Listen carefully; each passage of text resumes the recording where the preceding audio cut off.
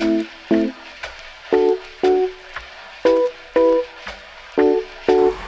à tous, bonjour à toutes, bienvenue ici devant les locaux de la Fédération 62 de la Ligue de l'enseignement. Nous sommes à Arras, donc dans le Pas-de-Calais, et on est accueillis aujourd'hui par la Fédé de la Ligue pour parler de la laïcité, donc une valeur qui est chère à la Ligue, vous le savez tous. Et en fait, on avait envie de vous en parler d'une façon incarnée, on ne voulait pas faire un exposé aujourd'hui pour parler de laïcité, on voulait vous en parler de façon concrète, en parlant de la façon dont les fédérations, les associations de la Ligue s'emparent du sujet et le vivent au quotidien. Pour ça, on avait repéré une association, l'association Cadabra, qui fait de la laïcité un de ses sujets phares, qui l'applique au quotidien avec d'autres valeurs comme l'égalité, la fraternité, tout ça. L'association Cadabra vit sur un lieu qui s'appelle la Coopérative des Savoirs, qui est située à Saint-Paul-sur-Ternoise, à 45 minutes d'ici à Arras. Et c'est de ce lieu qu'on avait prévu de vous parler aujourd'hui. Malheureusement, pas de chance, la commune de Saint-Paul-sur-Ternoise connaît une panne de réseau généralisée aujourd'hui, donc on ne pourra pas réaliser le reportage de là-bas. Mais heureusement, la Fédé nous accueille et on va quand même pouvoir parler de ce sujet. Ce matin, on est quand même allé tourner quelques images à la Coopérative des Savoirs. On a été reçus par Corinne, qui est la fondatrice de l'association Cadabra, qui nous a fait visiter le lieu. Donc on aura quand même des images à vous montrer. On va quand même parler à Corinne, qui est à la Coopérative des Savoirs cet après-midi, qui ne sera pas ici avec nous. Simplement, ça ne sera pas du direct. Tout le reste du reportage sera tourné en direct des locaux de la Fédération. On va d'abord parler à Manu, qui est donc un des bénéficiaires de l'association, qui s'est par la suite engagé et qui est aujourd'hui bénévole dans l'association. On aura ensuite ce petit moment de vidéo asynchrone de la Coopérative des Savoirs qu'on a visité ce matin. Puis on parlera à Ali Amnash, donc délégué adjoint de la Fédération 62, de retour dans les locaux. Quelques règles donc pour ce reportage en direct. Vous le verrez, je suis connectée sur cette tablette. Je reçois toutes les questions du chat, que ce soit sur Zoom ou sur Facebook. Je les reçois en direct et on peut les poser à Manu, on peut les poser à Ali. On ne pourra malheureusement pas les poser à Corinne, puisqu'encore une fois, ça ne sera pas du direct avec elle. Mais voilà, n'hésitez pas à poser vos questions au fur et à mesure. Puis moi, je les reposerai aux personnes. Et puis vous pouvez profiter de cette chance parce que c'est vraiment sympa pour vous, associations, fédérations, de pouvoir partager avec vos pairs et de pouvoir échanger sur le sujet de la laïcité. Je vous invite à me suivre, donc on va rentrer dans ce beau bâtiment et puis on va partir à la rencontre de Manu pour parler de laïcité. Bienvenue dans la Fédé 62. Je referme.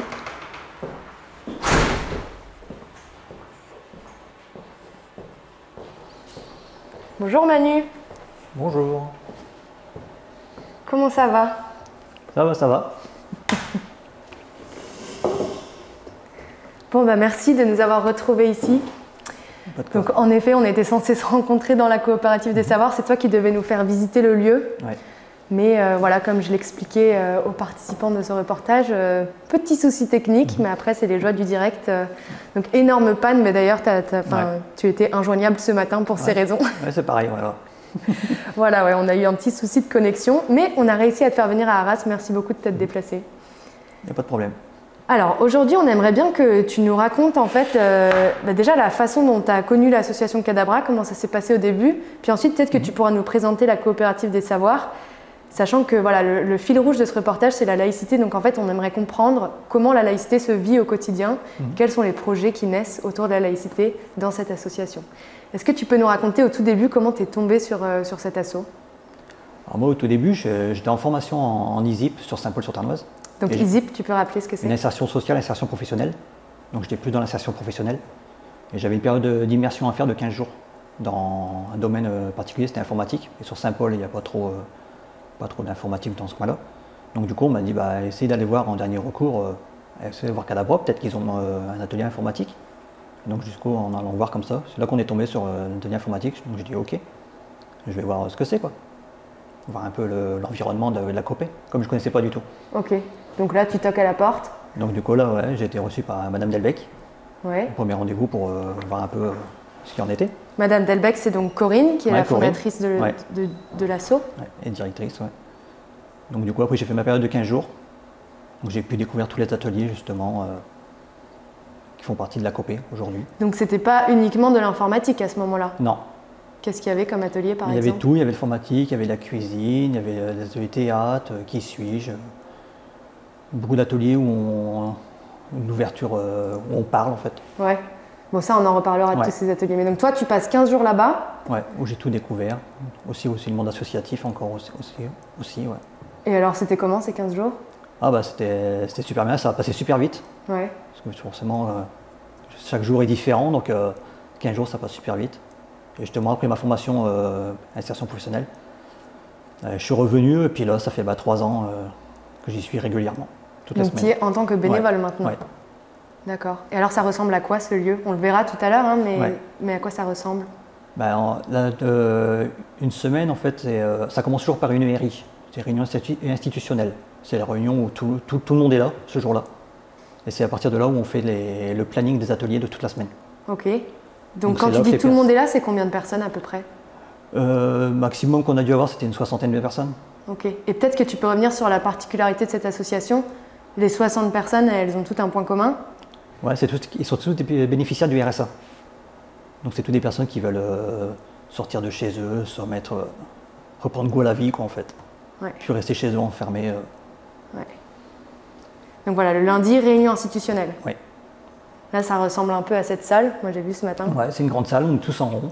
Chacun a la parole, c'est une personne, une voix. Il n'y a pas de problème, c'est là qu'on se rencontre et puis c'est là qu'on fait la découverte des autres personnes. On lit des amitiés et puis ça devient des amis. Ouais. Et vous parlez de la semaine qui arrive. Ouais. Et donc c'est là, à partir de là qu'on commence à faire le programme de chaque semaine, les lundis après-midi, mardi matin, tout ça. Donc chaque semaine est différente. Ouais. Ça revient tout le temps, mais en fait c'est les participants qui se mettent sur chaque atelier. C'est libre. Il n'y a personne qui est imposé sur un atelier. C'est libre à la personne de venir tester un atelier. Si elle veut tester un autre la semaine d'après, il n'y a pas de souci. C'est la personne qui décide si elle veut venir à celui-là ou pas. Mais les ateliers sont organisés par vous-même? Ouais. C'est-à-dire qu'il n'y a pas d'animateur proprement dit. C'est pas une personne qui vient qui nous dit on fait ça, ça, ça. C'est les personnes qui sont dans l'atelier qui animent entre eux. En fait. Nous, à la Copé, on dit souvent, il n'y a pas de chef.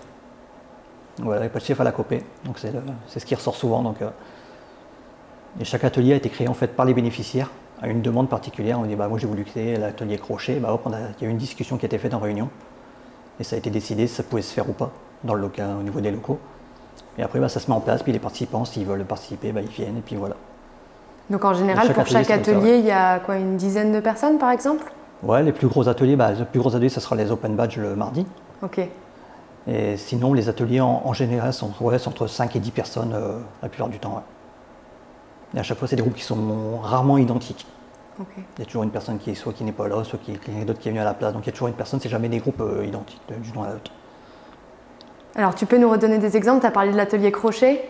L'atelier crochet, on a l'atelier informatique, pour tout ce qui est les personnes qui veulent apprendre à utiliser l'ordinateur, tout simplement. Donc là, c'est une personne qui s'y connaît mieux que les autres et qui propose son aide. Ouais. Une personne soit qui est comme moi autodidacte dans là-dedans.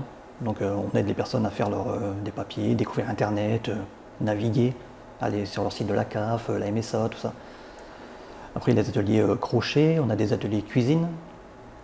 Ça, c'est le jeudi, donc c'est...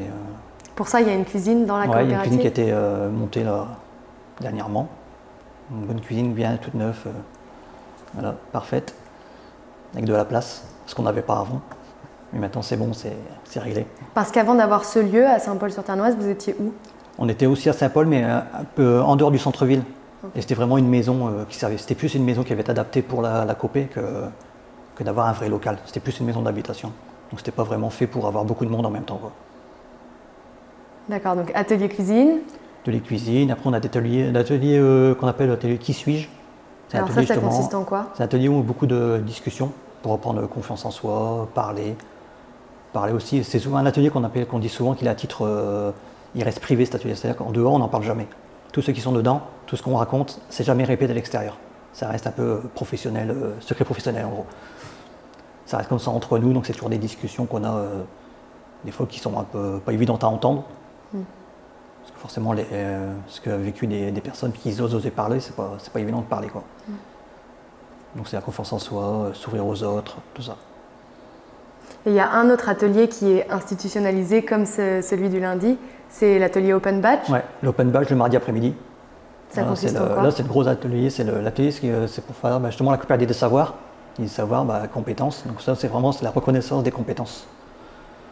Donc chaque personne a des compétences et justement, c'est les mettre en lumière par le biais des badges et des Open Badges. Donc c'est tout un travail qui se fait directement en groupe, en salle, et une partie aussi qui se fait par le biais de l'informatique. Donc après on relie directement avec l'informatique justement de la veille le lundi, l'atelier informatique, donc où tout était lié en fait, des ateliers qui se croisent, mais en fait voilà. Alors toi, tu as reçu des badges Ouais, là j'ai arrêté de compter pendant un moment, parce que sinon là je suis à 70 badges qui sont directement sur mon profil, que je peux personnaliser comme je veux, les mettre en public ou en privé. Tu peux nous donner des exemples, des badges que tu as reçus? Les badges informatiques. Après les badges, j'avais monté la cuisine, puisque la cuisine qui a été installée, on l'a montée nous-mêmes. On a tout assemblé, on a tout posé, le carrelage, tout, les équipements. Après il y a des badges animés à l'atelier, il y a toutes sortes de badges. Il y a des badges aussi en rapport avec le jardin, la cuisine. La cuisine, il y a beaucoup de badges. C'est pas forcément un badge cuisine, mais c'est plusieurs badges de cuisine, soit des plats ou des préparations. Oui, par recette, par exemple. Ça ou des services. Après, on a tous des badges en fonction de la vente, qui sont liés aux associations. La vente en boutique, la vente au niveau du stockage, les déménagements, tout ce qui est au lieu de déménagement, tout ce qui est aux soins des animaux, par rapport aux ânes des associations périphériques. En fait, c'est énormément de badges. Là, on est à plus de 120 ou 130 badges, voire peut-être même plus, qu'il y en a qui sont encore en cours en ce moment de sortir au fur et à mesure. Toutes les semaines, il y a des nouveaux badges qui arrivent, des nouveaux participants qui arrivent. Donc du coup, c'est des badges qui étaient compétences que nous, on n'avait pas forcément mis en lumière avant. Du coup, on les a travaillés, puis tout a été remis en place. D'accord. Et ça change quoi dans l'ambiance de l'association, le fait de pouvoir reconnaître les compétences des uns des autres? Est-ce que pour toi, tu as l'impression que c'est important? Pour moi, oui, parce que des fois, on dit les compétences. Des fois, la première question qu'on pose aux personnes, est-ce que vous avez des compétences? Et ils nous disent non. Parce que forcément, ils ne mettent pas de mots sur les compétences qu'ils ont, ce qu'ils savent faire tout simplement. S'occuper d'une maison, c'est une compétence de s'occuper d'une maison. Mais pour eux, non, pour les gens, c'est logique. Donc, il y a beaucoup de critères qui font que la compétence, on peut la mettre en lumière. Et toi, tu as découvert des compétences, par exemple? Ah ouais, beaucoup de trucs que j'aurais jamais pensé vraiment parler ça. Même l'informatique, pour moi, je suis autodidacte là-dedans, j'ai pas de formation du tout. Mais les badges m'ont permis de mettre en lumière de certaines choses que je faisais instinctivement, sans vraiment y penser, quoi. Donc toi, au début, tu arrives, tu toques à la porte, tu participes à des ateliers. À force, tu commences à aimer, tu deviens bénévole. Et puis en fait, là, tu es quand même très très investi dans des projets qui ont été développés par l'association. Tu peux nous en parler? Ouais, justement, on a les associations périphériques, c'est-à-dire Territoire à Marche, comme ci, comme ça, Léa, les Loutres du Chels. Ça, c'est le nom des associations? Ouais, c'est le nom des associations, qui tournent autour de Cadabra. Et donc voilà, moi je suis bénévole dans l'association Territoire en Marche. Tu peux nous en parler de cet asso? C'est une association qui s'occupe, on a 5 ânes, 2 mâles, 3 femelles, et en fait on fait des animations dans tout ce qui est IME, anniversaire, fêtes de fin d'année, les fêtes dans l'année, tout ça, des animations. Avec nos ânes, pour justement faire découvrir les personnes, puis faire aussi des balades aussi, justement avec les ânes. Ok, donc ça, tu es bénévole dans cet asso. D'ailleurs, tu y étais ce matin? Ouais, j'ai été ce matin, ce midi, là, à 11h, 11h30, j'étais dans la pâture. Parce qu'il fallait s'occuper des ânes? Ouais. Okay. C'est un travail de tous les jours. De toute façon, les animaux, c'est bien que ce soit des chiens, des chats, des ânes, ça reste des animaux. Tous les jours, il faut être là. Même pendant les vacances, même pendant Noël, Nouvel An, il faut y être. Et comme ci, comme ça? Et comme ci, comme ça, alors eux, c'est dans la vente et récupération de vêtements, meubles, bibelots. Et en fait, c'est récupéré soit de manière de don, soit pendant des déménagements, on récupère en fait. Et c'est nettoyé, remis en état. Et après, c'est vendu dans notre boutique solidaire. Et on a aussi une partie déménagement solidaire pour les personnes qui sont non imposables. Et donc là, c'est pareil, tout est en fonction de l'association, donc ça tourne. Et puis. Et vous avez acheté un camion? Ouais, là, prochainement, il y a un camion qui doit arriver, là, donc on va se relancer. Parce qu'on a eu un petit coup de frein, là, le fait qu'il n'y ait pas de camion, donc c'est pas évident. Mais là, du coup, on va se relancer en ayant un véhicule à nous. Et là, tu as quand même pris des grosses responsabilités dans cet asso? Ouais, parce que là, je suis passé justement président, dernièrement, depuis la dernière AG. Vous êtes combien de bénévoles? Entre 15 et 20. Ça bouge tout le temps, il y en a qui sont passés quelques temps, ils partent, et puis d'autres qui reviennent par la suite. Mais entre 15 et 20, ouais. D'accord. Et est-ce que toi, tu es familier avec la Ligue de l'enseignement? Ouais, on se voit régulièrement justement par rapport à tout ce qui est les projets qu'ils ont dans l'année. Fraternité, laïcité, éco-citoyenneté. C'est ça, ils organisent 3 semaines autour de ces thématiques. Qu'est-ce que ça signifie pour vos associations, ces moments organisés par la fédération? Nous, ça fait un temps de travail personnellement, parce qu'on a pas mal de travail avant cette semaine, il y a pas mal de travail, le temps de monter les projets et tout ça, donc c'est des réunions de groupe, toutes des réunions comme ça qu'on fait le mardi matin justement, en collectif projet qu'on appelle ça. Et c'est là qu'on travaille tous les différents projets, que ce soit des projets autour des associations ou autour des événements de la Ligue. C'est-à-dire que vous pouvez soit participer à ces événements, soit monter vos propres projets en lien avec l'éco-citoyenneté, la fraternité, la laïcité. Ouais. Et l'organisation de ces projets, vous êtes donc accompagné par la Ligue? Ouais, quand on fait des appels à projets, donc on répond aux appels à projets, et c'est de là qu'on monte les dossiers et puis qu'on participe. Et par exemple, cette année, là, il y a la semaine de la laïcité qui arrive dès la semaine prochaine. La semaine prochaine, voilà. Donc ça fait combien de temps que vous travaillez là-dessus? Ah bah là, il y a un bon mois, un mois et demi. Il y a un mois et demi facile qu'on sait à peu près les dates, que les dates sont fixées, quoi. Donc les appels et projets, là, ils ont été rendus déjà la semaine dernière, même il y a 15 jours. Donc, tu peux nous en parler ou c'est secret? Non, il n'y a pas de problème. Qu'est-ce que vous avez prévu de faire? Donc Territoire en marche, c'est un escape game autour de la laïcité.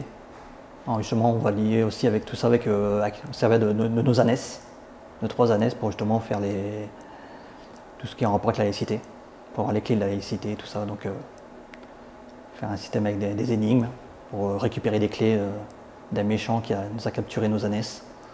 Donc on espère faire ça en extérieur, mais sinon on ferait ça en intérieur et puis on verra après comment on peut faire au niveau des ANES. Avec Comme ci comme ça, vous avez un projet? Comme ci comme ça sera un mur d'expression. C'est un mur qui sera exposé dans notre boutique pour que les gens puissent noter tout ce qui soit noter une phrase, un mot, un dessin en rapport avec la laïcité. Donc le mur il sera en partie à la boutique pendant quelques jours et après on le déplacera directement dans les locaux de Cadabra, à la coopérative des savoirs. Pour que d'autres personnes qui sont de passage aussi puissent aussi noter ce qu'ils veulent.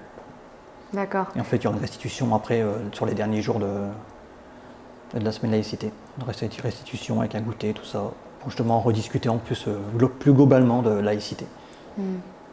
Et est-ce que dans la vie de tous les jours à la coopérative des savoirs, tu as l'impression de vivre cette valeur de la laïcité? Comment ça se passe entre les participants?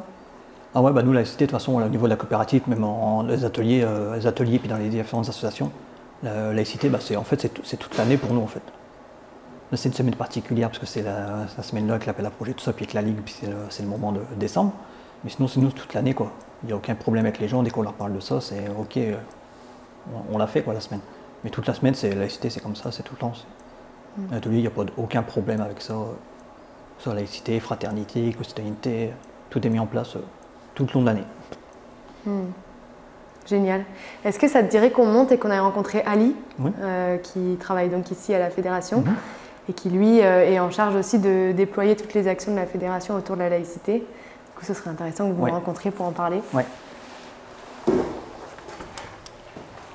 On est un peu dans un château à la Fédération 62, c'est très grand.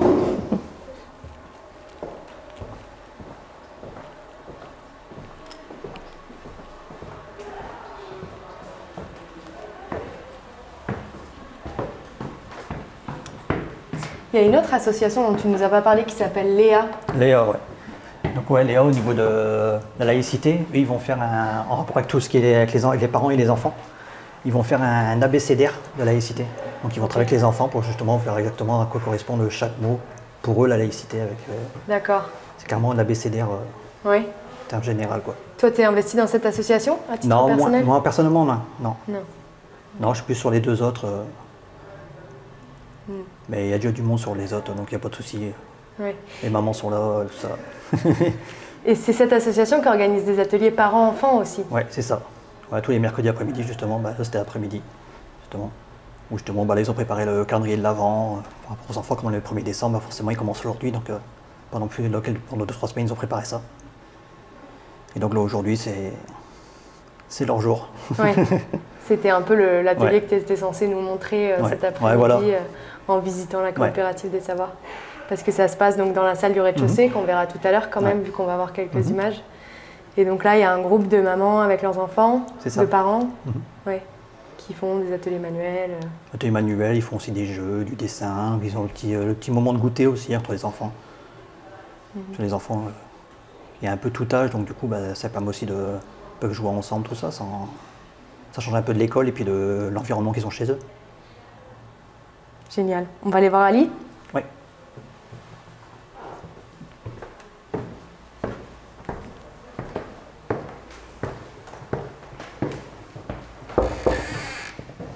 J'espère qu'il ne me dérange pas. Je crois qu'Ali n'est pas encore là. On va l'attendre ici. Je te propose qu'on s'installe. Est-ce que tu peux nous parler d'autres projets qui sont en cours en ce moment à la coopérative? Peut-être de nouveaux ateliers qui émergent avec des nouveaux participants qui sont venus récemment? Ouais, bah justement, là, en fait, en ce moment, les ateliers tournent sur 4 jours. Donc là, ce qu'on voudrait faire, c'est que le vendredi, c'est mettre des nouveaux ateliers en place. Ouais. Donc toutes les semaines, il y a des personnes qui peuvent se proposer pendant les autres ateliers, pendant la RI, justement. Donc réunion institutionnelle. Réunion institutionnelle. C'est l'habitude de dire RI, comme la coopérative, c'est COPé. Pour nous, c'est la COPé. Donc c'est de proposer directement un atelier. Dernièrement, on a un atelier dessin qui s'est mis en place. Donc du coup, par rapport à la disponibilité des personnes, bah, il s'est fait le mercredi, justement. Mais par la suite, peut-être qu'on mettra aussi des nouveaux ateliers le vendredi. Alors toi, ça fait 3 ans en tout que 3 ans. Que tu es investi dans la coopérative à Cadabra, dans les associations périphériques qui sont donc accompagnées par Cadabra, qui est comme un incubateur associatif. Qu'est-ce que tu en retires au bout de 3 ans? Est-ce que tu as l'impression d'avoir grandi de ça? Ah ouais, moi, parce que moi, à la base, je suis quelqu'un de fort enfermé, solitaire, complet, quoi. Donc même là, d'être aujourd'hui comme ça, en interview, en caméra, en vidéo, tout ça, je sors carrément de la zone de confort, mais après, c'est le truc que on a déjà parlé en atelier, justement, qui suis-je, sortir de la zone de confort, reprendre confiance en soi, tout ça. C'est des trucs comme ça que c'est pas évident à mettre en place, mais après, voilà, faut le faire, et puis je le fais. Ben, en tout cas, merci de l'avoir fait, parce que c'est pas un exercice facile, et on était hyper contents de pouvoir te rencontrer. Même si c'était pas à la coopérative, ce sera une autre fois. On a retrouvé Ali qui est là. Alors Ali, tu n'as pas de micro, mais si tu parles très fort, on t'entendra. Alors je vais tenter de parler très fort et très distinctement. Bonjour Apolline. Bonjour Ali, merci d'être venu. Merci Manu de nous avoir parlé de la coopérative des savoirs, de l'association Cadabra, de tous les projets qui se développent autour, et puis surtout des projets développés dans le cadre de la semaine de la laïcité. On va maintenant pouvoir visiter la coopérative des savoirs avec la vidéo qu'on y a tournée ce matin avec Corinne, et puis une demi-heure après ça. La vidéo durera une demi-heure et puis ensuite on discutera avec Ali de la façon dont la fédération fait vivre la laïcité sur le territoire.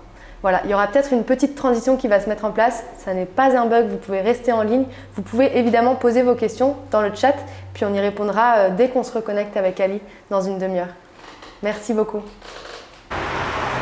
Et voilà, nous sommes bien arrivés à la coopérative des savoirs, on est à Saint-Paul-sur-Ternoise qui souffre aujourd'hui, je rappelle, d'une panne de réseau. Donc malheureusement, on n'a pas pu être ici en direct, mais on va quand même rencontrer Corinne, qui est la fondatrice de l'association Cadabra. Puis surtout, on va visiter la coopérative des savoirs. Elle va tout vous expliquer sur ce lieu, sur les relations de l'association avec la Fédération 62 de la Ligue, et puis sur ce qu'ils organisent dans le cadre de la semaine de la laïcité. Allez, suivez-moi. Bonjour, bonjour Corinne. Bienvenue. Comment ça va? Ça va très bien, merci. Bah, merci de nous accueillir ici, c'est vraiment sympa. Je vous en prie.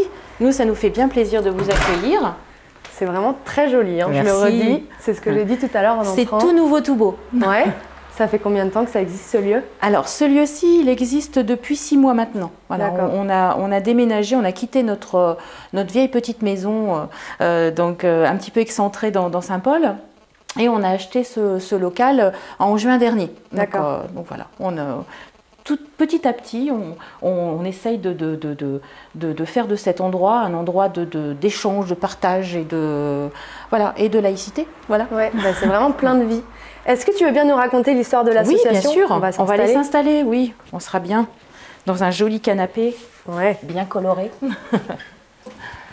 Alors par tu es la fondatrice de l'association Cadabra. Tout à fait. L'association Cadabra, elle est née en 2007 par quelques personnes qui étaient avant dans un organisme de formation et qui ont souhaité changer un peu leur aventure et ont décidé de créer vraiment un espace où la citoyenneté était la plus importante.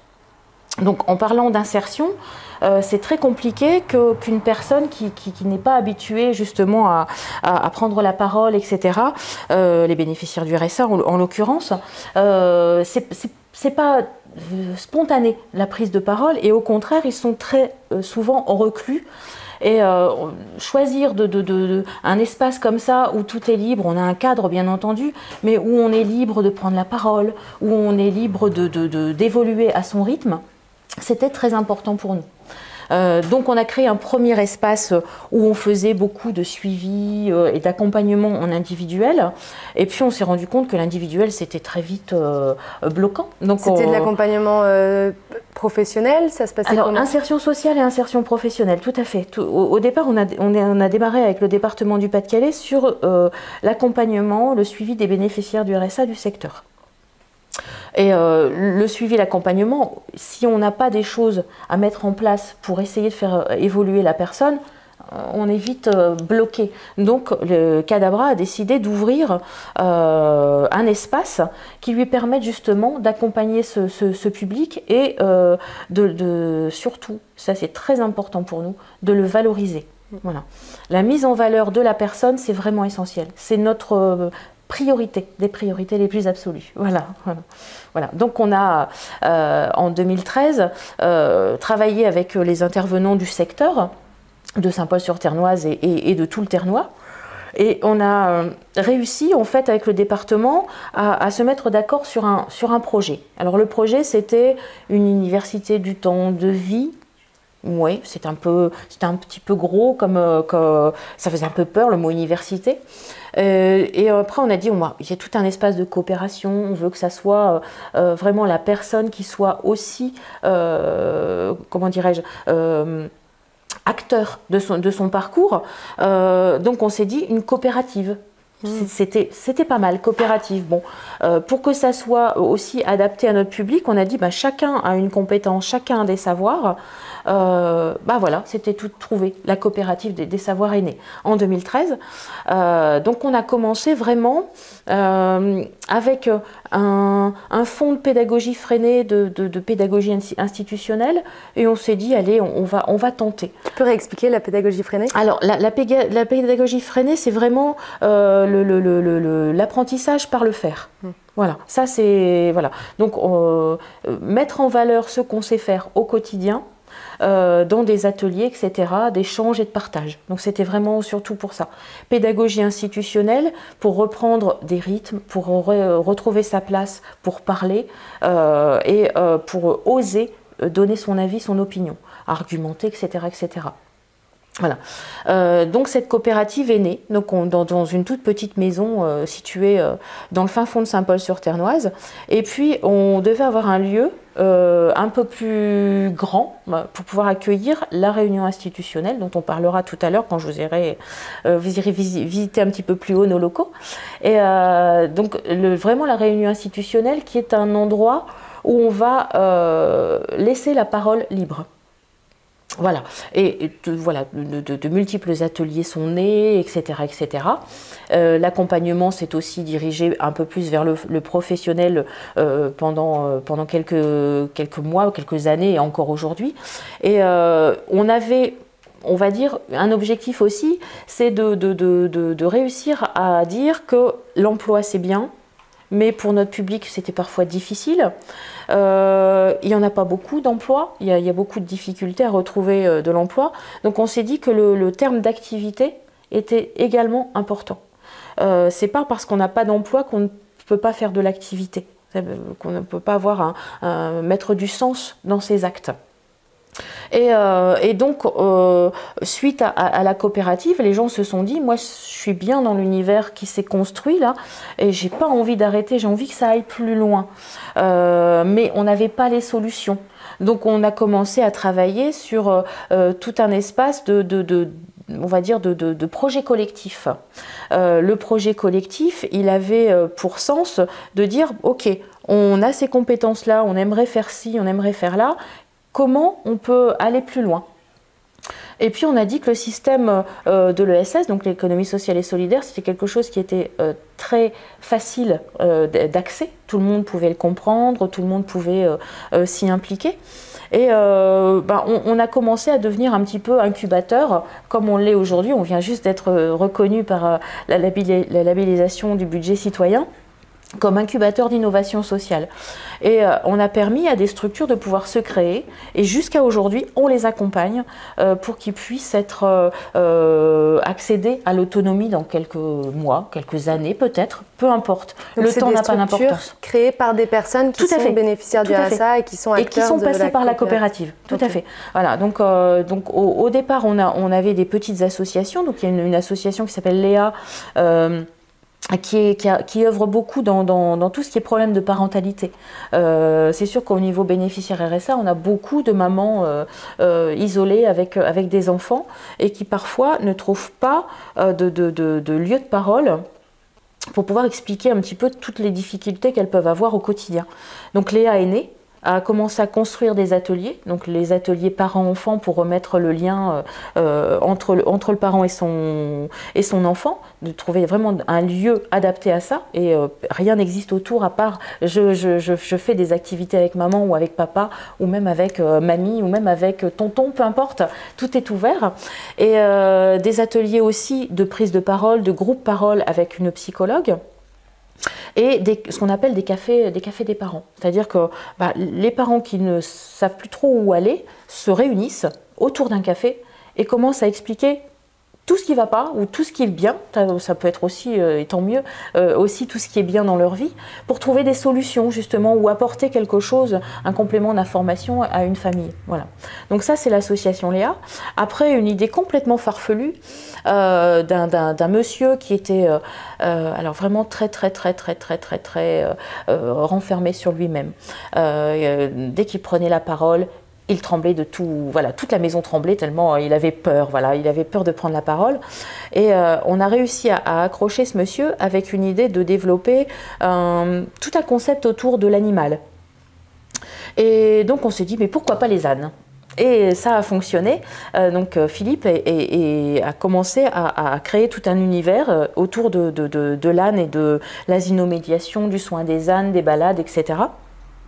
Et a créé sa propre activité au sein de l'association Territoire en Marche. Et là, il est devenu le premier iterrazinier de France. C'est un mot qui n'existait pas. Voilà. On l'a inventé juste pour ça. Donc l'iterrazinier, c'est celui qui va prendre soin de l'âne, mais qui va aussi pouvoir mener des activités avec l'âne. Les balades, c'est pour ça qu'on a iter voilà, pour faire les balades. Et tout ce qui est asinomédiation. Donc amener l'âne par exemple dans les IME ou dans une maison de retraite pour qu'il y ait ce lien entre l'animal et la personne. Bon, donc ça c'est encore en fonction, bien sûr elles ne sont pas dans nos locaux parce qu'on ne peut pas y loger 3 ânesses et 2 ânes, donc il y a des pâtures qui sont aux alentours de Saint-Paul-sur-Ternoise où les gens peuvent aller nourrir, s'occuper, etc. et puis faire des activités. Voilà. Et ensuite, d'autres personnes se sont dit, moi j'aimerais faire quelque chose de solidaire. Donc la solidarité est passée par une boutique solidaire avec la récupération de vêtements à droite, à gauche, voilà, toute personne qui souhaitait nous donner des vêtements. Nous, notre objectif, c'est de leur redonner une seconde vie. Donc la seconde vie, ça peut être par dire on va simplement commencer par les nettoyer, regarder un petit peu si ça peut être remis en fonction comme tel, ou alors trouver des solutions pour réutiliser le vêtement pour en faire autre chose. De là, Copsy-Copsa est né. Et comme ça devenait solidaire par le don, etc., on s'est dit pourquoi pas développer quelque chose en supplément, et on a développé les déménagements solidaires. Donc toute personne qui de faibles revenus, voilà, on ne va pas impacter le coût d'un déménagement qui est assez important. On va faire des tarifs vraiment spécifiques pour les personnes en difficulté. Et parmi tous ces projets, certains prennent place ici dans la coopérative des savoirs. Tout à fait. Vous en avez vu un quasiment en entrant, vous l'avez aperçu, c'est le tout dernier, le petit bébé de la structure, c'est l'association des Loutres du Chels qui ont ouvert le 20 septembre dernier un café solidaire, culturel et citoyen. On peut aller voir. On y va, allez. Voilà. Donc quand on approche ici, quand vous entrez dans nos locaux, c'est par ça qu'on commence, on va voir le comptoir. Voilà. Donc le comptoir qui va permettre justement de pouvoir vous servir du café pour le moment, hein, du café ou ce qu'on appelle les softs. Hein, voilà. Pourquoi on ne va pas plus loin aujourd'hui? Parce que c'est une association nouvelle, ouais. Donc elle n'a pas encore tous les subsides pour pouvoir avancer, mais on leur a permis de s'installer ici pour qu'elle puisse démarrer.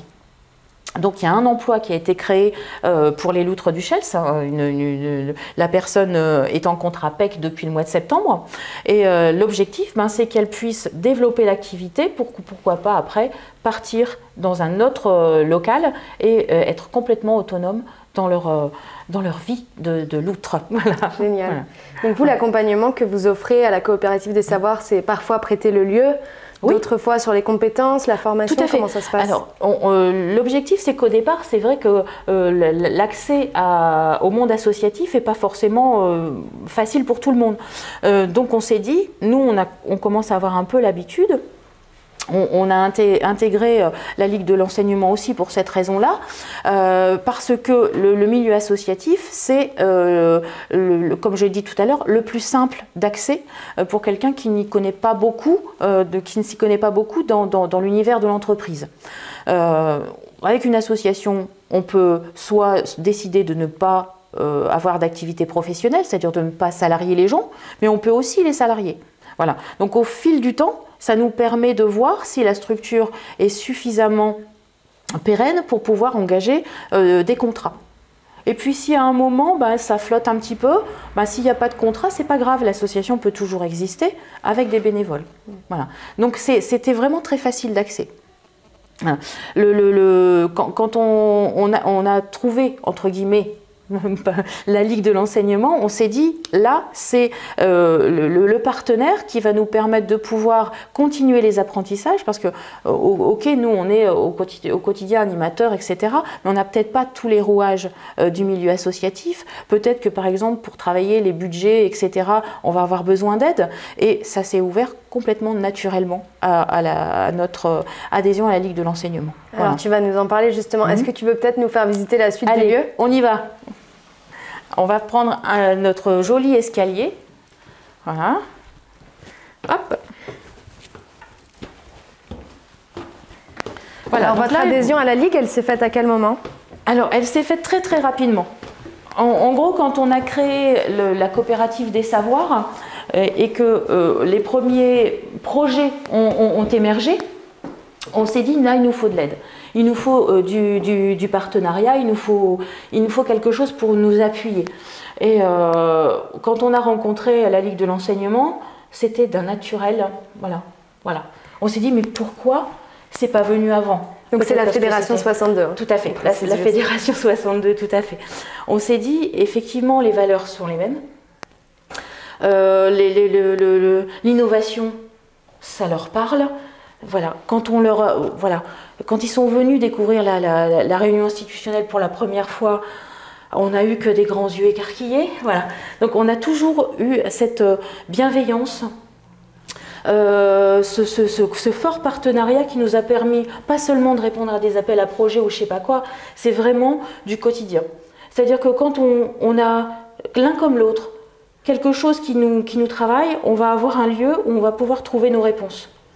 Voilà. Donc ça peut être très bien la Ligue qui va apporter à Cadabra sa réponse, mais ça peut être Cadabra qui peut apporter la réponse à la Ligue. Et ça, je trouve que cet échange, ce ping-pong un peu, est super intéressant. Est-ce que tu peux nous donner des exemples concrets où vous vous êtes entraidés comme ça? Oui, alors l'exemple concret, il est très facile et c'est un univers qu'on développe depuis 2018 maintenant, c'est les open badges. Ah oui. Voilà. En fait, la Ligue nous a dit, tiens, il y a un projet dans le cadre d'Erasmus+, qui peut nous permettre d'aller découvrir d'autres manières de faire dans d'autres pays. Et donc on en a eu deux, notamment un à Oxford et un en Suède. On s'est dit, si on doit aller à Oxford ou si on doit aller en Suède, on va forcément amener quelqu'un avec nous, quelqu'un des coopérateurs. Et donc, je vous ai parlé de Philippe tout à l'heure, vous vous souvenez, avec les ânes. Oui. Philippe, la personne vraiment très introvertie, on lui a posé la question, est-ce que tu veux aller à Oxford? Est-ce que tu veux aller faire un voyage en Suède? Comme un voyage d'études. Tout à fait. Pour comprendre de quoi il s'agissait. Tout à fait, voilà. Et il a dit banco. Voilà, donc il y est allé. Et il est revenu d'abord d'Oxford avec cette histoire d'Open Badge. Donc il a assisté à des conférences, des cours? Tout à fait. C'est une forme de conférence qui lui a expliqué vraiment ce que c'était qu'un badge, à quoi ça pouvait servir, etc. etc. Et là-bas, donc à Oxford, il a été badgé au niveau du Club France, si je puis dire, parce qu'il y avait plusieurs pays qui étaient représentés. Et donc le groupe France a badgé Philippe. Donc c'est Philippe qui est le premier badgé de France. Voilà. Donc sur son badge Iterrazigné, dont on a parlé tout à l'heure. Oui. Donc un badge, qu'est-ce que c'est? Alors pour résumer, c'est la valorisation de la compétence par les pairs. C'est quoi les pairs? C'est les gens qui vont travailler sur l'Open Badge. En gros, ce n'est pas une institution qui va dire oui, tu sais faire. C'est pas ça. Pas comme un diplôme. Voilà, tout à fait. C'est complètement différent d'un diplôme, mais c'est un plus. Voilà. C'est-à-dire qu'on va se réunir, on peut regarder toute cette salle ici, c'est la salle où on va travailler sur la prise de parole, notamment en réunion institutionnelle, mais c'est aussi notre salle où on fait les badges. Donc les badges, c'est pareil que la réunion institutionnelle qui a lieu tous les lundis matins, la séance Open Badge a lieu tous les mardis après-midi. C'est institutionnalisé, c'est un petit peu dur à dire, mais c'est toujours comme ça. Bon. Et le badge, on va le travailler sous cette forme. On n'avait pas de dessin tout prêt. On a dû inventer l'Open Badge à la mode française. D'accord. Donc on s'est dit, on va passer par un brainstorming pour se dire, voilà, j'ai une compétence, qu'est-ce qu'il faut que je prouve pour qu'on me dise que oui, la compétence, elle est là. Donc on est parti sur un point central. On travaille avec le mind mapping, ou la carte mentale pour parler français. Mais mind mapping avec Open Badge, ça marche pas. Donc respecter ses rendez-vous et son planning, par exemple. Ça, c'est un exemple, vraiment. Ça, c'est le titre d'un Open Badge. Voilà, c'est le titre d'un Open Badge. Voilà, c'est le noyau central. Et le travail de réflexion que vous faites, c'est quelles sont les compétences qui valident cet Open Badge? Tout à fait ça. Quels sont les critères qui vont valider la compétence? Donc, par exemple, c'est on prévoit ses documents, on prévient en cas d'absence, etc. Et on va faire tout le déroulé comme ça, mais c'est pas moi qui vais leur dire, c'est l'ensemble du groupe qui va élaborer toutes ces compétences, tous ces critères. D'accord. Voilà. Moi, je ne suis là que pour noter, aiguiller parfois, conseiller si besoin, mais le badge, c'est pas moi qui le réalise, c'est eux. Y compris le noyau central, c'est pas moi qui vais vous dire aujourd'hui on va faire l'Open Badge, récolte des petits pois ou je sais pas quoi d'autre. Non, c'est la personne qui va se dire moi je sais faire ça, est-ce que ça peut être un badge? Et donc on essaye. Et on se rend bien compte que toute compétence est badgeable. Si j'aime pas trop ce mot, mais voilà, c'est un anglicisme un petit peu pas très joli. Mais bon, c'est pas grave. Et une fois que ce badge a été réalisé, l'ensemble du groupe va se déterminer pour dire ok, c'est un badge, on valide comme badge. Et ensuite, c'est pas moi qui vais dire toi tu l'as, toi tu l'as, toi tu l'as. C'est l'ensemble du groupe qui va dire ce badge-là, il peut être transmis à telle personne. Et on va voter. Parce que cette personne sait faire tout ce qui a été défini. Soit parce qu'elle l'aura montré par son activité, d'accord? Par exemple, Philippe, il a pu nous montrer par A plus B qu'il était iterrazigné. Et donc, qui savait s'occuper de l'âne, qui savait lui curer les pattes, qui savait, etc., faire des animations avec l'animal, qui savait. Donc, tout ça, il savait. Donc, on n'a eu qu'à lui donner. Il n'y avait plus que ça. Donc, le jury s'est prononcé favorablement et lui a octroyé son badge. Voilà. Pour tous les badges, c'est la même chose. Donc, une personne va dire, moi, ce badge-là, je le veux. Voilà. OK. Respecter ses rendez-vous, on peut tout à fait vérifier si c'est le cas. Donc il va dire, moi je me suis là. La commission va se réunir, va prononcer avec argument, parce que l'important c'est aussi d'acquérir cette manière de faire, c'est-à-dire argumenter quand on doit faire une critique, qu'elle soit constructive. Et donc ça apprend encore plein de choses. Et donc on argumente, on valide et la personne obtient le badge. Donc ce badge, il n'est pas par papier, ça c'est juste pour vous montrer un exemple et puis c'est pour que ça percute également quand on découvre l'Open Badge pour qu'on puisse vraiment avoir on mentalise un petit peu la démarche. Mais moi derrière, je vais intégrer le badge sur un support informatique et je vais transférer le badge sur un petit logiciel qui s'appelle Open Badge Passport qui est gratuit pour tout le monde, d'accord? Où là ils vont avoir un CV numérique avec tous les badges qu'ils auront pu acquérir pendant les séances. Et qu'est-ce que ça représente ça, les open badges, cette reconnaissance? Qu'est-ce que ça change en fait pour la personne qui reçoit un open badge? Alors, c'est extrêmement valorisant et ça, c'est ça qui nous a plu quand on a découvert le badge, c'est que la personne se sent « Waouh, j'ai une compétence, ça y est, enfin quelqu'un m'a dit » ou plusieurs personnes, parce que c'est pas qu'une seule personne qui a dit, c'est au moins une personne m'a dit je sais faire. Voilà. Donc je ne peux plus arriver quelque part en disant moi je veux bien participer à un groupe mais je sais rien faire. C'est pas vrai. C'est pas vrai. Tout est mis en lumière. Donc la personne va pouvoir évoluer dans sa vie personnelle, avant tout c'est celle-là, et pourquoi pas dans sa vie professionnelle parce qu'elle aura identifié des compétences. Voilà. Donc même quand on n'a pas de diplôme, on sait faire des choses. Et c'est ça qui est important.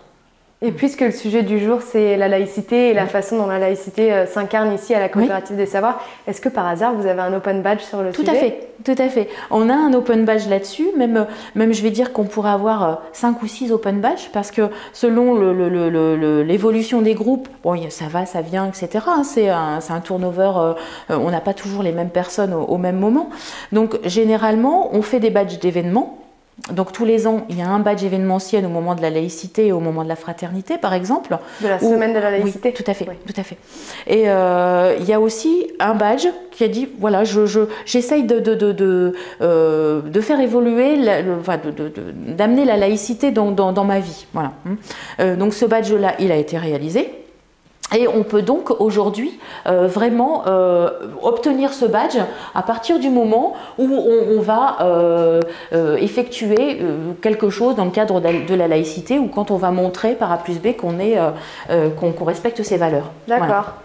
Peut-être qu'on va redescendre pour que tu nous racontes ce qui se passe dans le cadre de la semaine de la laïcité. Ah oui, puis il y a plein de choses, ça va être riche comme tous les ans, mais ça va être riche. Est-ce que tu saurais nous dire quelles sont les compétences précises qui sont valorisées dans ce badge?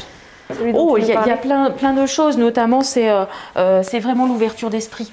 Ça c'est l'élément essentiel et c'est le premier qui est mis en valeur par les gens qui participent notamment aux open badges. La laïcité, c'est très difficile. C'est un mot qui est extrêmement difficile à appréhender. Quand on parle laïcité de but en blanc, nos groupes sont un peu... c'est quoi ? Qu'est-ce que c'est? Ça fait peur. Ça fait peur. Ça fait peur parce que c'est un mot qui n'est pas facile. On n'entend pas ce mot-là tous les jours. C'est pas dans le quotidien le mot. L'acte, oui, mais pas le mot. Et l'acte, comment il vit dans le quotidien ici? Alors, dans le quotidien, c'est assez facile parce que comme c'est un lieu d'ouverture, on va accepter toutes les personnes qui vont intégrer le groupe. On a un système de parrainage. D'accord? Donc on ne peut pas avoir une personne dans son coin toute seule, c'est pas possible. À chaque fois qu'une personne arrive, on ne va pas regarder sa couleur de peau, on ne va pas regarder de quelle religion elle est, on s'en fiche complètement. On va accueillir la personne dans la bienveillance. Et donc forcément, pour ne pas qu'elle se sente complètement déstabilisée en arrivant ici, elle va avoir un parrain ou une marraine. Et c'est elle qui va la choisir. Voilà. Donc, il y a des personnes qui vont se dire moi, je veux bien devenir marraine de cette personne ou parrain de cette personne. Et il y en a 3 ou 4, 5, 6. Ça dépend les fois. Mais la personne qui arrive va dire j'ai peut-être plus d'affinité avec celle-là, donc je vais choisir cette personne-là. Et elle va devenir donc marraine pendant toute mon évolution au sein de la coopérative. Il y a quelque chose d'autre qui est intéressant, c'est la façon dont la parole de tout le monde est valorisée de la même manière. Tout à fait. Est-ce que tu peux nous parler de ça dans la réunion institutionnelle? Alors, ça c'est la réunion institutionnelle du lundi matin. On a toujours dit depuis le début que la réunion institutionnelle c'était le moment le plus important dans la semaine. Donc c'est entre guillemets l'obligation. Donc au début c'est peut-être obligatoire, mais à la fin on se rend très vite compte que s'il n'y a pas cette réunion institutionnelle, il ne peut pas y avoir d'activité la semaine. Tout le monde a le droit à la parole. Voilà. La prend quand il le souhaite. Voilà. S'il ne veut pas prendre la parole, il ne prend pas la parole. On va respecter la totalité de son comportement, il n'y a aucun problème. Et on va aussi expliquer tout ce qui s'est passé la semaine d'avant et tout ce qui va se passer la semaine d'après. On va aussi traiter de sujets qui peuvent être parfois perturbants. Voilà. Et c'est vraiment un lieu où la parole de chacun a son importance. Et ça rend la personne citoyen, parce qu'il a vraiment un retour de parole essentiel. Voilà. Est-ce que vous travaillez avec la fédération sur l'organisation de la semaine de la laïcité? Alors, on travaille par le biais des appels à projets. Ça, c'est vrai que c'est quelque chose qui est récurrent. Nous, on sait qu'on va travailler la laïcité, que la Ligue fasse un appel à projet ou pas. D'accord ? C'est devenu, comme la réunion institutionnelle, automatique. Voilà, automatique. En septembre, on prépare la laïcité et en janvier, on prépare la fraternité. C'est devenu comme ça. Et on va chercher, voilà, par un brainstorming encore, on travaille beaucoup comme ça. Qu'est-ce qu'on va pouvoir trouver d'original pour amener la laïcité autrement ou la fraternité autrement? Et donc, de ces brainstorming, il ressort des idées. Et puis, parfois, les idées, en les confrontant aux autres, on se dit non, ça ne va pas aller, ou ça, c'est mieux, on va prendre là-dessus. Et l'objectif, c'est de travailler tous ensemble sur 5 projets différents, parce qu'il y a 5 associations. Donc, Cadabra va travailler un projet spécifique, Les Loutres un projet spécifique, Territoire en Marche un projet spécifique, Léa et Copsi Copsa également. Donc, cette année, 5 projets. 5 choses complètement différentes et adaptées aussi à l'univers que chaque structure peut avoir, l'identité de chaque structure. Donc pour Cadabra par exemple, on va travailler sur, vous connaissez la chanson Pierre Perret, Lily? Non. Voilà. La honte. Alors, donc Lily, c'est à l'arrivée de Somalie, Lily, etc. Donc c'est c'est un très joli texte, à la mode Pierre Perret, bien entendu, mais c'est un très joli texte qui va parler de l'intégration d'une personne étrangère voilà, et tout son chemin en arrivant en France. Donc nous, on va réadapter ce texte de Pierre Perret et on va le déclamer, mais pas en chantant, parce que là on a fait trop peur, on a dit non, ça va pas. Voilà, on a dit il va pleuvoir, il pleut assez comme ça dans le Pas-de-Calais. Donc on a dit on va le déclamer, mais sous le mode chacun va prendre une phrase, on va la prendre en vidéo et mis de bout en bout, on aura l'intégralité du texte déclamé, voilà, comme ça, le jour de la fraternité. D'accord. Et est-ce que l'association de Philippe, Territoire en Marche, prévoit quelque chose? Oui, tout à fait. Tout à fait. Territoire en Marche, ça sera l'escape game de la laïcité. Donc, en fait, c'est un grand méchant dont j'ai oublié le nom. Ah si, je l'ai trouvé. C'est Religiovore. Voilà. Religiovore. Voilà. Donc, Religiovore a capturé la laïcité. Et donc, pour pouvoir sortir et libérer les ânes de leur pâture, il va falloir résoudre une série d'énigmes autour de la laïcité, voilà, pour avoir les clés et pouvoir vaincre Religiovore. Voilà. Génial. Merci beaucoup Corinne. De rien. Nous, on va retourner dans les locaux de la Fédération 62 pour continuer à parler de laïcité et de la façon dont la Fédé fait vivre la laïcité sur le territoire. Merci Ali de nous recevoir dans les locaux de la Fédé. Merci à Pauline surtout d'être venue, de faire partager cette expérience qu'on mène et puis d'avoir passé aussi la journée avec nous. Oui, c'était sportif de gérer cette panne de réseau, d'aller à Saint-Paul, de revenir ici. Mais c'est toujours un plaisir de venir vous voir. Et puis aujourd'hui, voilà, on avait envie de comprendre comment la fédération avait décidé de faire vivre le sujet de la laïcité. Et puis comment c'était devenu vraiment un fil rouge de toutes vos actions sur le territoire. Donc peut-être que tu peux revenir à ton arrivée à la Fédé, c'était en quelle année? Alors moi je suis arrivé en 2013. Mais la semaine de la laïcité, elle avait déjà été pensée en 2011. D'accord. Donc la première semaine de la laïcité a eu lieu en décembre 2011 à Hénin-Beaumont. Et quand je suis arrivé en 2013, l'idée, ça a été de se dire, voilà, on va consolider le travail qui a déjà été mené et faire en sorte que l'ensemble des bénévoles et militants de notre réseau soient en capacité de se réapproprier la question de la laïcité. Moi, j'étais allé rencontrer la plupart des associations avec un petit questionnaire. Et je m'étais quand même rendu compte que pour 70% des responsables associatifs de notre réseau, la question de la laïcité, pour la définir, alors c'est assez polysémique, la laïcité, mais pour la définir selon la façon dont nous, on entendait à la Ligue, c'était pas très évident. Et donc l'idée, ça a été de se dire, voilà, il va falloir qu'on soit en capacité de faire en sorte que au sein de notre réseau, l'ensemble des responsables associatifs, l'ensemble des militants sont en capacité de se réapproprier la laïcité telle qu'elle est, décrite sur la loi de 1905, puisque finalement la loi de 1905 ne dit que 3 choses. La République garantit la liberté de conscience, la République garantit le libre exercice des cultes, et la République ne salarie ni ne finance aucun culte.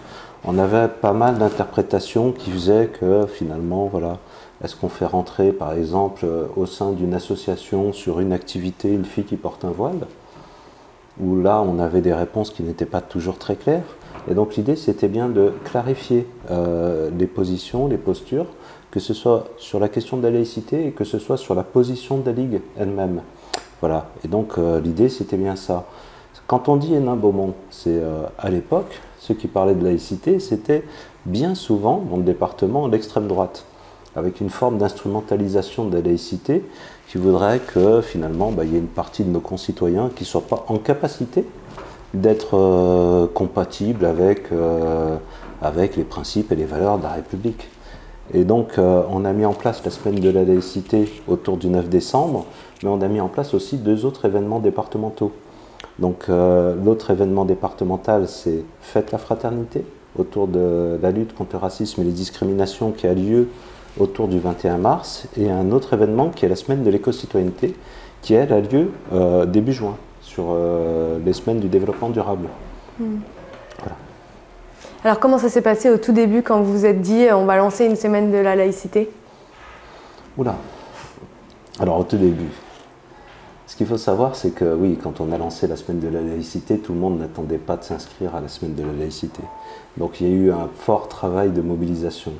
La première que j'ai faite, on a vu 11 actions émanant en fait de notre réseau associatif.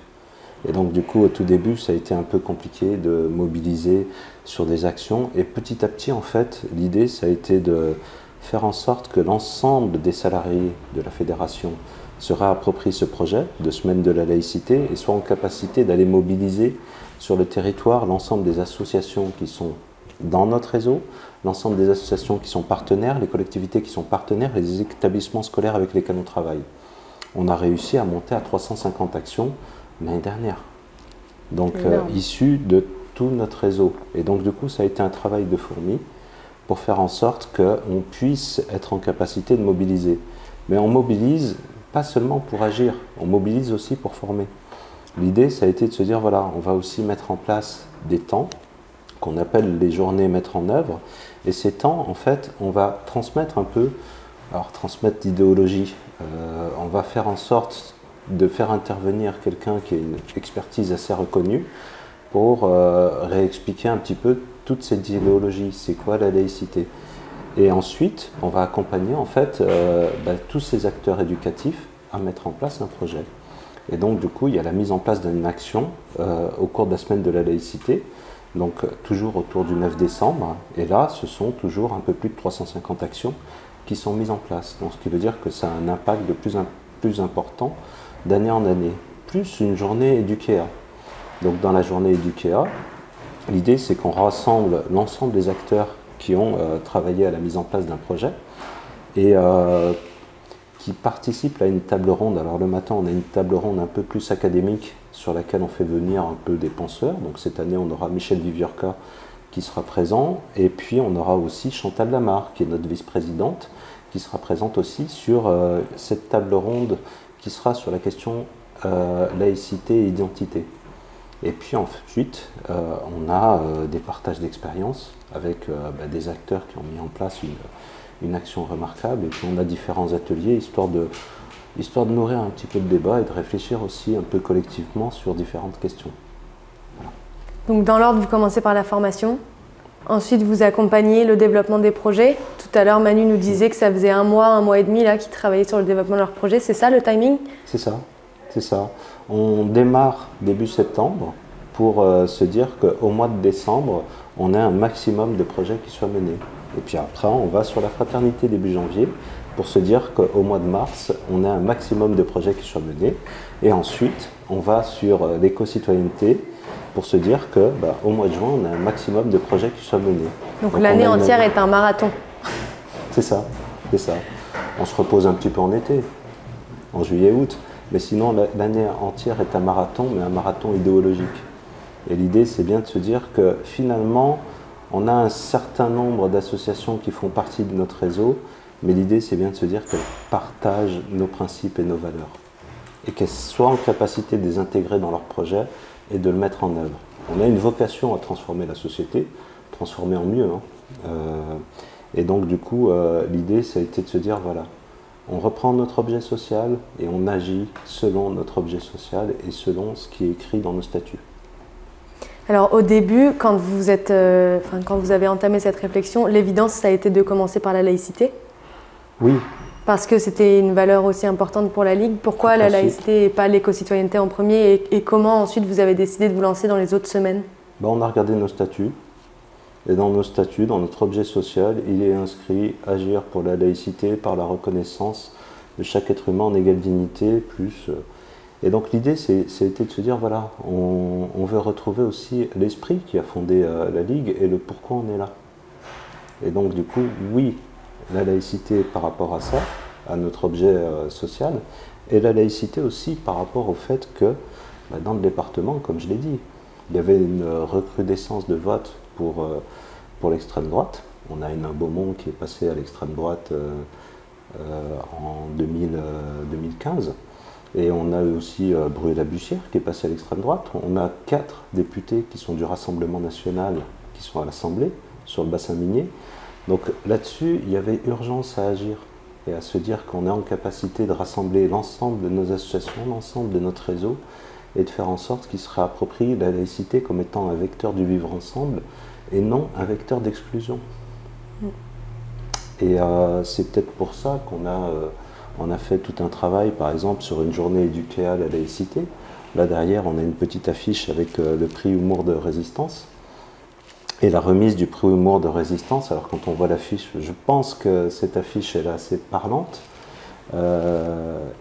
C'est sur une journée éduquée à la laïcité qu'on a réalisé à Hénin Beaumont, avec la remise du prix Humour de Résistance à Annie Aschenbourg, qui est un enfant de 13 ans, un jeune de 13 ans qui avait écrit une pièce de théâtre dans un camp de concentration à Theresienbad. Et cette pièce a été retrouvée en fait par une metteur en scène, Claire Auduit, qui l'a remis, qui a fait en sorte qu'elle puisse être rejouée. Et donc, à partir de là, en fait, on a fait notre journée éduquée à la laïcité, on a fait rejouer cette pièce à Hénin Beaumont, on a fait en sorte de remettre le prix Humour de Résistance symboliquement à Hénin Beaumont, alors qu'on était sur une ville d'extrême droite. Et on a mis ces affiches la veille un petit peu partout dans la ville d'Hénin Beaumont. Elles ont été arrachées. Je prends une minute pour rappeler aux participants et aux participantes que vous pouvez toujours poser vos questions dans le chat, que ce soit sur Zoom ou sur Facebook, et puis je les poserai à Ali. On est encore en train de tenter de trouver une solution pour vous faire passer la vidéo et vous faire visiter virtuellement la coopérative des savoirs et rencontrer Corinne. Mais en attendant, peut-être qu'Ali, tu peux nous parler de l'accompagnement que vous avez offert à l'association Cadabra, en fait la façon dont vous vous êtes rencontrés, ce que vous avez mené comme projet ensemble. Oui. L'association Cadabra, en fait, c'est une association, dès qu'on s'est rencontré avec celui qui a un peu été à l'origine, on s'est rencontré un petit peu par hasard, puisqu'il était aussi instructeur de dossier à la Fondation de France. Et puis, de ce hasard est arrivé beaucoup d'affinités. Et sur l'ensemble de ces affinités, on s'est rendu compte qu'il était nécessaire qu'on travaille ensemble, puisqu'on partageait en fait une même vision de la société, et on avait des valeurs fortes qui étaient partagées. Et donc du coup, finalement, ce qui était censé être naturel s'est produit. C'est-à-dire qu'en fait, Cadabra s'est affilié à la Ligue de l'enseignement et est devenu membre à part entière de la Ligue de l'enseignement. Quand je dis membre à part entière, c'est que finalement, Cadabra, c'est une association qui participe à chacun de nos événements, mais c'est une association qui, au quotidien, met en place tout un travail qui pourrait s'appeler Ligue de l'enseignement, puisqu'elle le fait en fait avec beaucoup de cœur, et elle le fait très bien.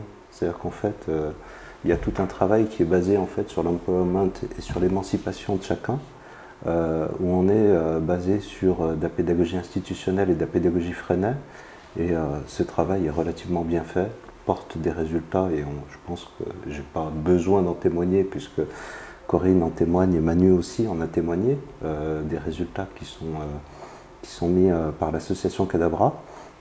Et donc du coup, elle s'est engagée à nos côtés, Et nous, on l'a accompagnée. On l'a accompagnée pour faire en sorte qu'elle soit en capacité de mettre en place un certain nombre de projets autour de la laïcité, autour de la fraternité, autour de l'éco-citoyenneté. Et donc, du coup, il y a eu différents projets, mais par exemple, il y a eu ce projet qui a été d'aller sur le marché avec des pancartes et puis de dire, voilà, je suis au RSA, je suis pauvre, je suis SDF, je suis lesbienne, je suis noire. Et c'est ce qu'ils avaient appelé la marche des différences. Dans une ville qui a 5000 habitants, qui est dans un milieu assez rural, où cette question des différences n'est pas assez exprimée, ils sont sortis et ils sont allés voir en fait l'ensemble des habitants pour l'exprimer, provoquer du débat. Et donc ça a été un travail assez remarquable qui a été réalisé par l'association Cadabra. Cadabra a fait tout un travail aussi sur la question politique. Quand je dis la question politique, c'est à chaque élection, on invite les candidats et on leur demande en fait de s'exprimer et puis d'expliquer un petit peu ce qu'ils veulent mettre en place.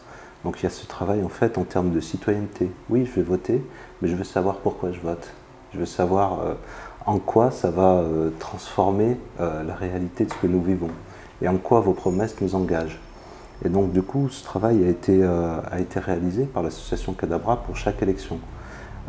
Il y a finalement tout ce travail qui est en train de se construire avec cette idée de faire par la suite une forme d'université populaire. Avec cette idée de se dire, voilà, il va y avoir un certain nombre de sujets qu'on doit être en capacité d'approfondir et sur lesquels on peut faire venir un intervenant ou on peut se dire qu'on est en capacité d'y réfléchir collectivement. Donc aujourd'hui, Cadabra avait commencé à travailler là-dessus par aussi le biais d'un journal.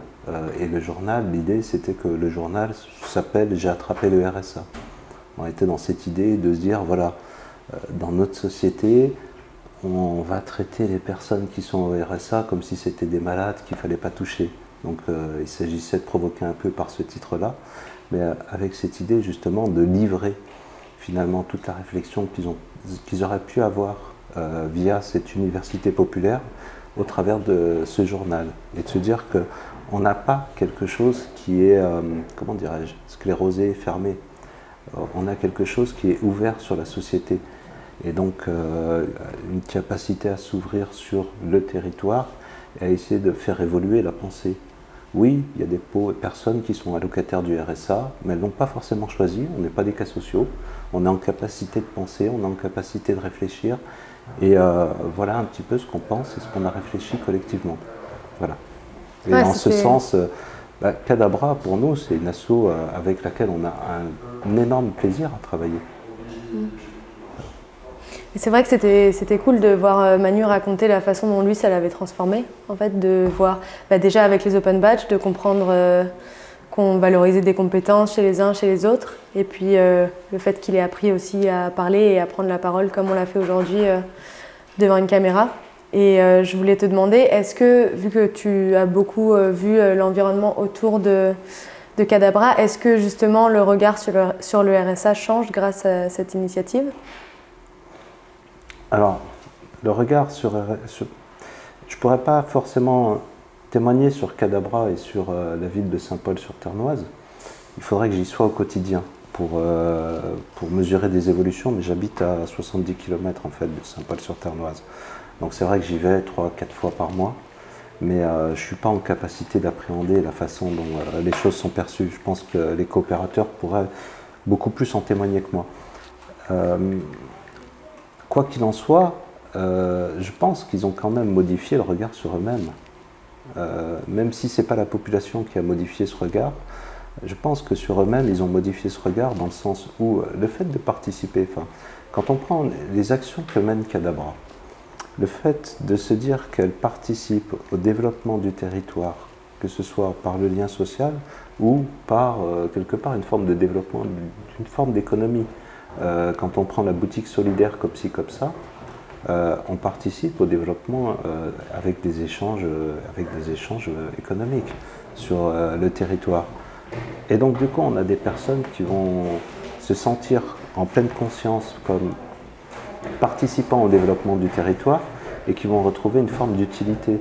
Et donc aujourd'hui, elles sont en capacité de s'affirmer beaucoup plus en termes de position sociale par rapport aux autres personnes. Et donc du fait qu'elles changent le regard qu'elles portent sur elles-mêmes, elles vont changer aussi les comportements qu'elles vont avoir avec les autres.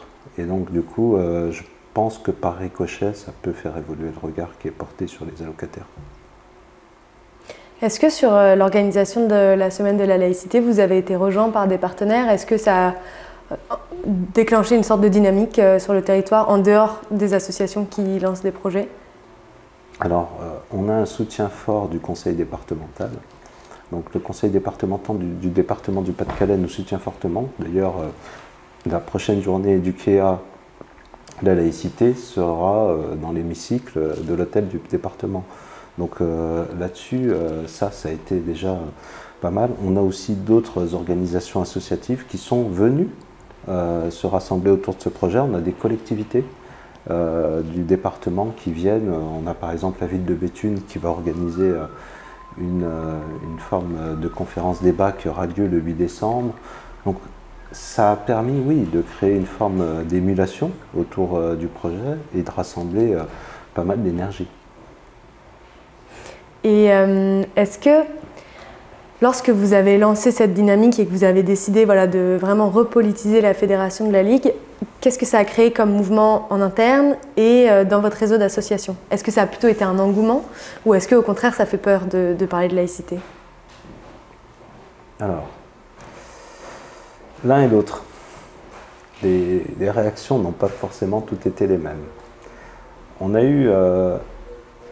en a eu certains qui étaient très heureux justement qu'on reparle de cette question-là, qu'on reparle de la laïcité. On a eu aussi d'autres associations qui nous ont fait un retour en nous disant écoutez, si vous parlez politique, nous, on n'est pas venu à la Ligue de l'enseignement pour ça. Et en même temps, c'était quelques-unes, mais j'ai envie de dire en même temps, ça a créé un filtre. Donc si vous n'êtes pas venu pour ça, c'est peut-être que vous vous êtes trompé. Et c'est peut-être que vous êtes trompé d'endroit. Voilà. Donc on a eu des échanges et des dialogues avec certaines, mais pour qui en fait le fait qu'on parle de cette question, de la question de la laïcité, ou qu'on parle même de la question des migrants, parce qu'on a aussi communiqué sur la question des migrations, etc., avec des prises de position, celles à qui ça peut poser souci, écoute, d'une certaine façon, elles n'étaient pas obligées d'être chez nous, quoi. Si elles ne partagent pas nos principes et nos valeurs, l'idée c'est de se dire que voilà, c'est un excellent filtre. J'ai une question d'Ariane Azema, donc déléguée générale de la Ligue sur Zoom. Depuis 2015, la semaine de la laïcité a aussi été généralisée à l'école par le ministère de l'Éducation nationale. La fédération est-elle également mobilisée? Oui. Oui, on est mobilisé et dans ce cadre-là, il y a eu plusieurs fois des temps sur lesquels on a animé des animations pédagogiques avec des enseignants. Donc il y a eu un partenariat aussi avec le rectorat là-dessus. D'accord. Voilà. Donc c'est différent des initiatives d'éducation populaire dont tu nous parles ou ça se recoupe? Dans la semaine de la laïcité, on va rassembler toutes les initiatives, qu'elles émanent de collectivités, qu'elles émanent d'établissements scolaires ou qu'elles émanent d'associations. Donc toutes celles qui se reconnaissent dans notre réseau, on les rassemble. Et jusqu'ici, vous faisiez comme un magazine, c'est ça, pour valoriser tout ce qui se passait pendant cette semaine? C'est ça. Est-ce que tu regardais ici? C'est peut-être ça? J'essaie de regarder si elle était derrière. Non, elle n'est pas derrière. Et non. Je ne la vois pas. Non, il y a notre rapport d'activité, mais il n'y a pas la plaquette de la semaine de la laïcité. Donc jusqu'ici, c'était une plaquette qui était distribuée chez tous vos partenaires? C'est ça, c'est une plaquette de communication, plus à vocation institutionnelle, qu'on envoie à l'ensemble des collectivités du département et qu'on envoie aussi à l'ensemble des élus pour faire en sorte que, voilà, quoi, ils prennent en compte le fait qu'aujourd'hui, il peut y avoir un engagement et que cet engagement, il peut aussi être vertueux, basé sur des principes et sur des valeurs. Et donc l'idée, c'était de se dire, voilà, on va l'envoyer à toutes les collectivités et puis on va aussi faire en sorte que demain aussi ces collectivités elles soient en capacité de se rassembler autour de notre projet et qu'elles aussi participent à la semaine de la laïcité, qu'elles aussi participent à Fête la Fraternité et qu'elles aussi se mobilisent sur la semaine de l'éco-citoyenneté. L'idée c'est bien de nous dire on a vocation à essayer d'améliorer le quotidien de tout le monde et donc le fait de croire en ces principes et ces valeurs fait que, voilà, quoi, aujourd'hui, on va communiquer là-dessus et on va essayer de faire en sorte d'élargir notre réseau un maximum. Tu disais tout à l'heure que vous aviez commencé la première année avec 11 associations ou 11 initiatives, je ne me souviens plus, lors de la semaine de la laïcité. Les deux. À 11 associations. Plus de 350 l'année dernière, il y en a autant qui sont attendus cette année? Il y en a autant, voire plus, qui sont attendus cette année. Chaque année, on augmente un petit peu. Alors, qu'est-ce qui marche si bien? C'est le bouche à oreille qui a fait passer ce chiffre de 11 à 350 ou c'est une communication qui a explosé depuis? Qu'est-ce qui s'est passé? Non, c'est aussi une stratégie de mobilisation. L'idée, c'est de se dire, aujourd'hui, nous allons former l'ensemble des salariés, des chargés de mission de la Ligue sur la question laïcité, fraternité, éco-citoyenneté. Tous les chargés de mission doivent être au clair sur l'idéologie, d'ailleurs, portée par la Ligue de l'enseignement. Et ils doivent être aussi en capacité de mobiliser tous ceux avec qui ils travaillent. Et donc, du coup, en fait, quand on a 35 chargés de mission qui sont chargés d'aller mobiliser l'ensemble des partenaires et des collectivités avec lesquelles ils travaillent pour faire en sorte que celles-ci mettent en place une action autour de la laïcité, ça permet en fait de développer d'année en année le nombre de partenaires. J'ai deux questions d'un spectateur anonyme sur Zoom. Comment est-ce que vous percevez les discours sur la laïcité de la part des hommes politiques et est-ce que vous pensez que les candidats à la présidentielle devraient parler plus des associations? Alors, la première, c'est comment on perçoit les discours des hommes politiques sur la laïcité. Moi, j'ai envie de dire que bien souvent, c'est des discours qui ont juste une vocation électoraliste. Ils ont juste envie d'être élus et ils ne se préoccupent pas de la cohésion. Et ils ne pensent pas à la cohésion, ils pensent plus à une forme de polémique qui pourrait créer autour de cette question-là, plutôt que de penser en fait à l'unité, à la cohésion qui pourrait générer par un discours un peu plus vertueux. Sur la question de la vie associative, ça serait bien que ça devienne une vraie préoccupation. Quand on se dit qu'aujourd'hui, un peu plus de 10% du PIB est généré par l'ESS et que dans l'ESS, 80% sont des associations, ça serait pas mal qu'il y ait une forte préoccupation là-dessus. Parce qu'aujourd'hui, en fait, on est en capacité de relancer à la fois l'économie, le lien social et la solidarité par le fait associatif. Et ça serait vraiment intéressant qu'il y ait une vraie préoccupation là-dessus, une forme de plan de relance, une forme de soutien, et qu'on soit pris en compte comme Carrefour et Auchan. Merci. J'ai une autre question de Michael Huet du Centre confédéral. Quelle place jouent les associations dans l'évolution de la fédération et dans les choix politiques de la fédération? Quelle place jouent les associations? Aujourd'hui, en fait, on a fait une modification de nos statuts l'année dernière en inscrivant en fait les conseils d'orientation dans nos statuts et en se disant qu'au niveau des orientations, elles allaient être décidées collectivement lors de ces conseils qu'on réunit au moins 2 fois par an. Et donc dans ces conseils, il va y avoir des associations adhérentes qui vont être présentes et qu'on va réunir en fait selon différents enjeux. Donc on a défini un certain nombre d'enjeux qui vont être l'économie sociale, qui vont être le tourisme, qui vont être la culture, etc. Et donc là-dessus, on fait un travail de mobilisation pour faire en sorte d'être au moins une trentaine à chaque conseil d'orientation. Et donc elles vont participer à la définition des orientations. Après, dans nos statuts, quoi qu'il en soit, notre conseil d'administration est composé de représentants de nos membres associatifs, à 90%. Et donc du coup, nos administrateurs sont des membres associatifs. Alors on a vu que la semaine de la laïcité, c'était une initiative qui avait été reprise par le ministère de l'Éducation nationale. Aujourd'hui, il y a d'autres fédérations de la Ligue de l'enseignement qui se lancent dans l'organisation de cet événement tous les ans. Est-ce que vous les avez accompagnés là-dedans? Est-ce que vous avez vocation à le faire plus? Comment vous pouvez essayer de faire grossir ce projet? Aujourd'hui, on a communiqué, c'est-à-dire qu'en fait cette plaquette qu'on a envoyée à toutes les collectivités, aux élus, on l'a renvoyée aussi à l'ensemble des fédérations du réseau. Et donc il y en a qui nous ont sollicité en nous disant que l'initiative était intéressante et qui souhaitaient la remettre en place dans leur département.